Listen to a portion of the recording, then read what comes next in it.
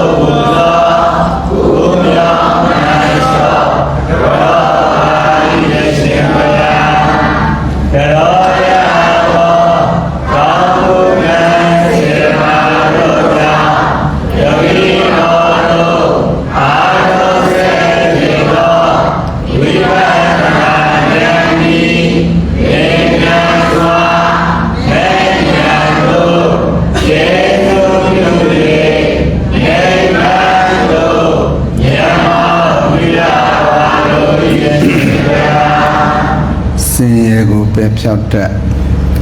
ချမ်းသာကိုရွတ်ဆောင်တတ်ပေသောဘုရားမြတ်ဆုံးယတနာတရားအမြတ်ဆုံးယတနာတန်ခါအမြတ်ဆုံးယတနာဤယတနာမြတ်သုံးပါးတို့နှင့်တကွဆရာသခင်ကျေးဇူးရှင်ဖြစ်တော်မူသောအရဟန္တတသု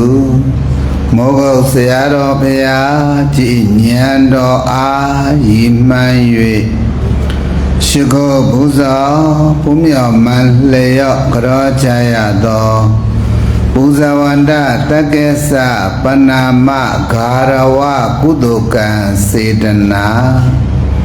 တရားပညာဝရိယတို့ကြောင့်မိမိတို့အလိုရှိအပ်တောင်းတအပ်ပန်းစင်အပ်မြတ်တို့အပ်သောဒုက္ခခတ်သိမ်းတို့ဤချုပ်ရငြဲရသိမ်းရဖြစ်သောနိဗ္ဗာန်သို့၎င်း2500ကိလေသာတို့ဤ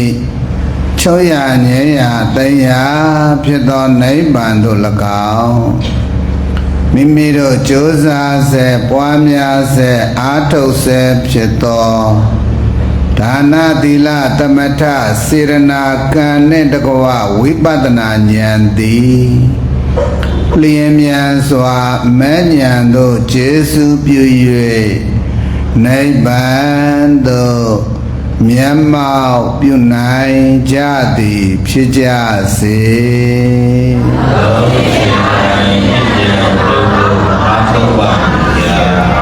အဟံဗန္တေ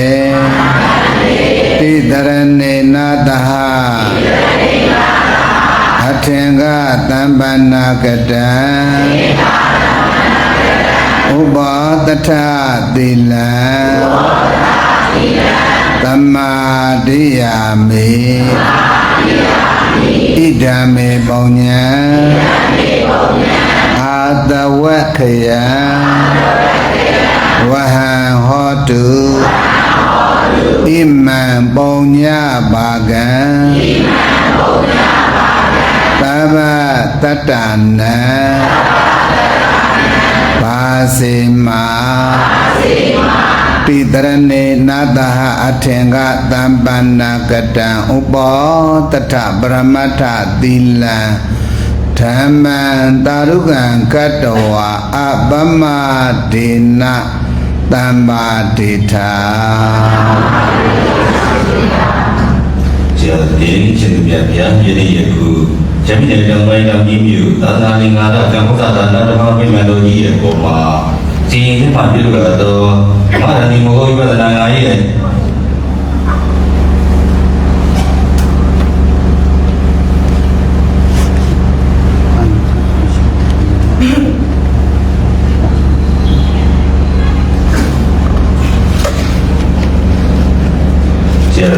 ရှင်ပြပြပြည့်ရဲ့ခုဇမင်းတော်ဝိုင်းတော်ကြီးမျိုးသာသနာ့ငါးကံဘုရားသာနာတော်ပြည့်မဲ့တော်ကြီးရဲ့ပုံမှာစီရင်မှပြုလို့တော့ဓမ္မဒါနီမောဝိပဿနာငါးရဲ့တိဋ္ဌာန်ရှိပိုင်းဒီမိကြီးကိရိယာစံဝကြီးသုံးရမြောက်သောနေ့မှာမဟာဒီလူတိုင်းကြတဲ့လူရှင်သေးသေးတို့ဟာလူတန်းမှုစုစုတွေပုံပြမတန်းတော်ပြည့်အရှင်စီစဉ်အားဆောင်ရွက်ပြုတော်မူပါရန်ကျေးဇူးထိုက်၍ပြည့်ပိုင်သောတာပါတိဗျာပရမဥစွာဥက္ကမောင်းလက်တော်ကြီးတန်တောက်တန်းပွဲယုံတောင်ကြီးမြို့ပြည်သားစုများမှာဗာဒီဓမ္မပူဇာတော်ဝင်ရသိန်း30လူတန်းပေးနိုင်မှရန်နှင့်ဒီလူတော်အားဘုပြမတန်းတော်လက်ခံရယူနိုင်မှရန်ပြိမနကပြုတော်ပါခင်ဗျာကလိုက်ဆိုရအောင်လိုက်ဆိုရအောင်နှုံခဏနှုံဓမ္မယုံပါဘူးလားပါဘူးလားဩအဲ့ဒါရှင်းနေတွေ့လားကလိုက်ဆိုရအောင်ဧကမုကံစေရနာတိသစ္စာတေသောဘောတိညာဧအာကြည်သောအထောက်ပံ့သည်ဖြစ်ပါစေတည်းပါ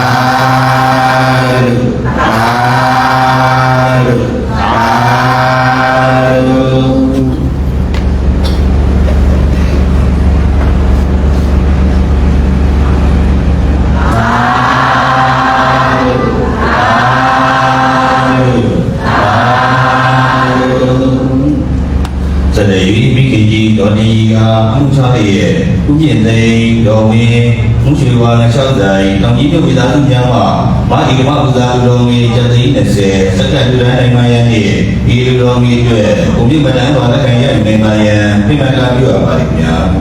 ကဲအမြင်သိရှိတော်လေမရရလောက်လည်းပဲချီတာလောက်ပဲချီတာဟုတ်ပြီဧကမုကံစေရနာတိသစ္စာတေသောဘောတိညာဧ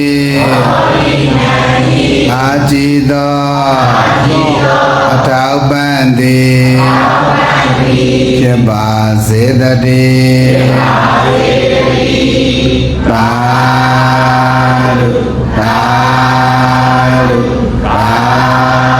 လု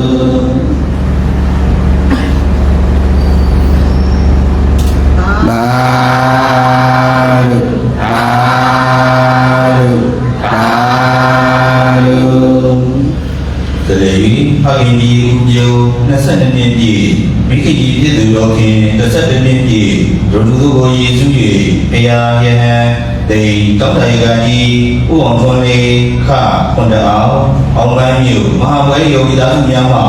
မာဒီမပူဇာတော်ငွေ3သိန်းကျပ်လူတန်းချင်းတွေဂုဏ်ပြပဒံတော်လက်ခံရယူနိုင်ပါရန်ဒီမှာကပြုရပါလေ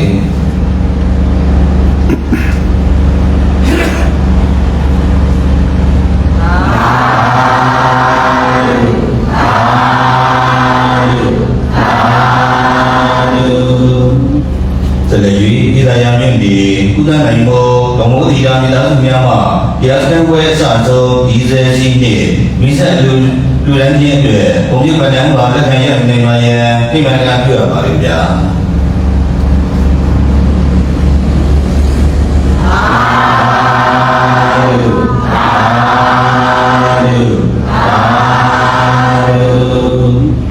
ဇလေယူတောင်ကြီးမြို့မြေလမ်းမီကိုင်ဖို့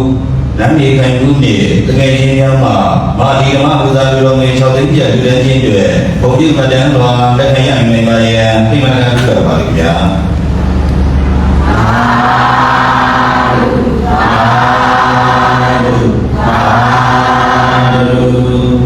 ဇလေယီတောင်ကြီးမြတ်ဒီကံကောဂျင်းတပတ်ဆိုင်မိသားစုများမှာတရားစခန်းပွဲရဲ့အစားဆုံးဂျင်းနဲ့လက်ဖက်လူအာဟာရလူတော်လူတန်းချင်းတွေဘုံပြုမတန်းတော်လက်ခံရနိုင်ပါရဲ့ပြိမနာပြုတော်ပါလိမ့်ဗျာ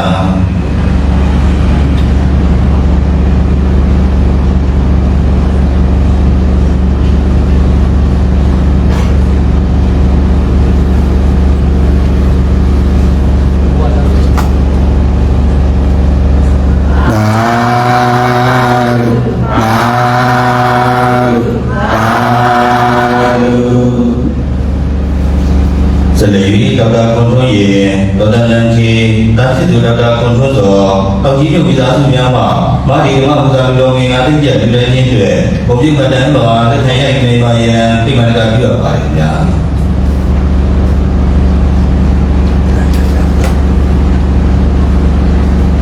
ဇလေယီဥစိန်လေးတွေအခင်မိုးပိုင်တင်းတင်းလေးစစ်တိုင်းသားစုတောင်ကြီးမြို့မှာဓမ္မပူဇာပြုတော်မူ3သိန်းပြည့်လူတန်းချင်းတွေဘုံပြုမတန်းတော်လက်ခံရနိုင်ပါရဲ့ပြိမနာပြုတော်ပါလိမ့်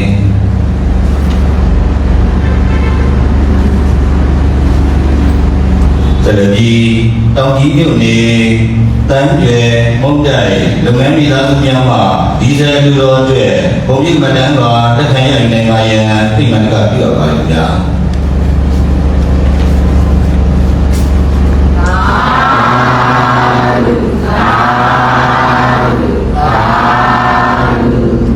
ဒီလားပြည့်ရှင်နာစီစေအောင်မြင်စွာပြီးဆုံးပြီဖြစ်ပါကြောင်းယုံကြည်လေးစားစွာဖြင့်အတိပေးလျှောက်ထားပါသည်ဗျာ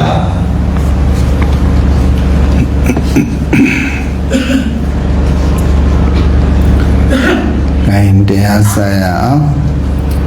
တရားနှလုံးသွင်းချက်တရားပဲအာယုံပြုချက်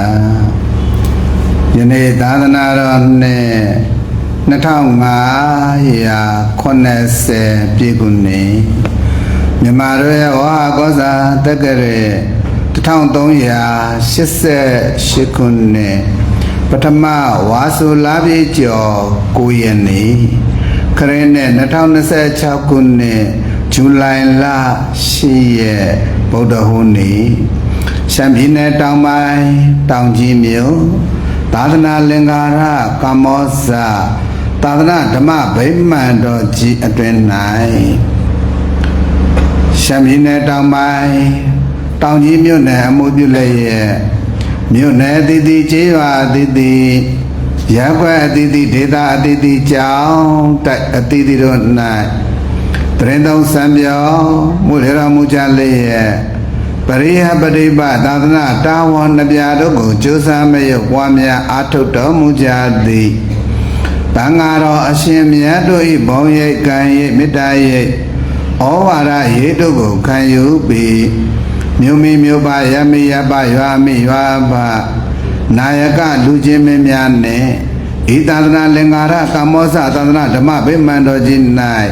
သာသနာပြုစောင့်ရှောက်လျက်ရှိကြဘေကုံသောကောပကလူချင်းမဲ့အပေါင်းတို့အားဥထိတ်တာပန်းစင်လျက်စွမ်းတကားစွမ်းအမအလှတကားအလှအမကျောင်းတကားကျောင်းအမဘုရားတကားဘုရားအမဓမ္မဒါနမာတိကုသိုလ်ရှင်အတိတ်တို့ဤပစ္စည်း၄ပါးကိုခံယူပြီးဝေယဝဆဆောင်ရကြဘေကုံသောပုဂ္ဂိုလ်အပေါင်းတို့ဤလောအားဒါနကိုခံယူလျက်စီရင်ကျမပြုလို့အပ်သောအထမအကျိန်မြောက်ဓမ္မရတိမောဂဝိပဿနာ9ရက်အဋိဋ္ဌံနေ့အချိန်မှမိငိမ့်အထုတရားစခန်းပွဲကြီးဤ